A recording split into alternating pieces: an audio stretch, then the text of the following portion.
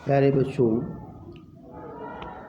Geography में lesson 5 में पढ़ा रहा था खनिज तथा ऊर्जा संसाधन के बारे में। मैंने कुछ जानकारी दी थी। खनिज किन्हें कहते हैं, कितने प्रकार के पाए जाते हैं, ये आपको बता दिया था। अब खनिजों की उपलब्धता अर्थात ये कहाँ कहाँ कैसे पाए जाते हैं, किस प्रकार पाए जाते हैं, कहाँ पाए जाते हैं, इनके बारे में देखिए। खनिज अयस्कों से प्राप्त होते हैं। किसी भी खनिज में तत्वों या अवयवों के मिश्रण के लिए अयस्क शब्द प्रयोग किया जाता है।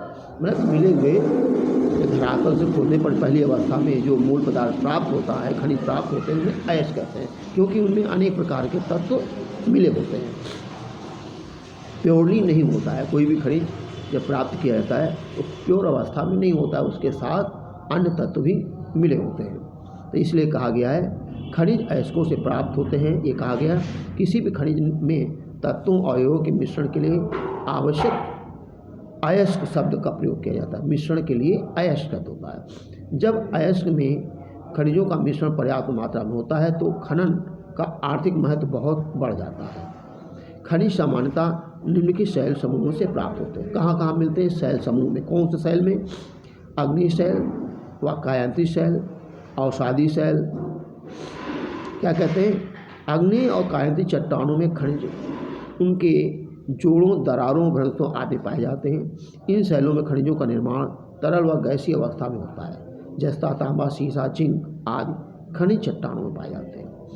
अवसादी चट्टानों के स्तरों में भी अनेक खनिज मिलते हैं। इनमें खनिजों का निर्माण क्षैतिज परतों के निक्षेपण, जमाव, संचयन आदि से होता है। कोयला, चिप्स, पोटाश, नमक, सोडियम, नमक आदि खनिज अवसादी चट्टानों में ही पाए जाते हैं। धरातली चट्टानों के अपघटन में से भी खनिजों का निर्माण होता है। बॉक्साइट का निर्माण चट्टानों के अपघटन द्वारा ही होता है। पहाड़ियों के आधार पर घाटी तल के रेत में जलोढ़ जमाव के रूप में भी कुछ खनिज मिलते हैं। इनमें प्रायः ऐसे खनिज होते हैं जो जल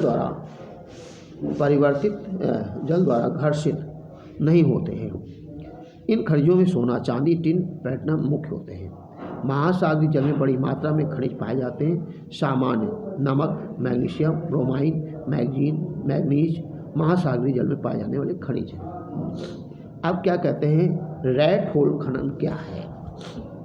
भारत में अधिकांश खनिज राष्ट्रीयकृत है और इसका निष्कर्षण सरकारी अनुमति के पश्चात ही होता है, किंतु उत्तरी पूर्वी भारत के अधिकांश जनजातीय क्षेत्रों में खनिजों का स्वामित्व व्यक्तिगत व समुदायों को प्राप्त है। मेघालय में कोयला, लौह अयस्क, चूना पत्थर व डोलोमाइट के विशाल निक्षेप पाए जाते हैं। जवाई व चेरापूंजी में कोयले का खनन परिवार के सदस्यों द्वारा एक लंबी संकीर्ण सुरंग के रूप में किया जाता है, जिसे रैट होल खनन कहते हैं।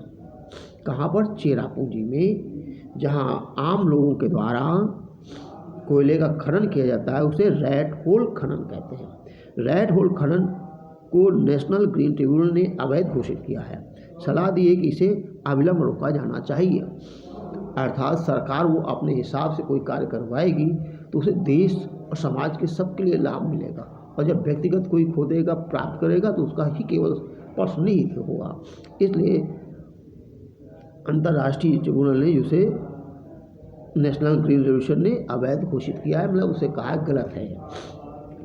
अब खुली खदान क्या है, उत्खनन क्या है, शैफ्ट युक्त भूमिगत खदान क्या है, इसके बारे में कल बताएंगे। धन्यवाद।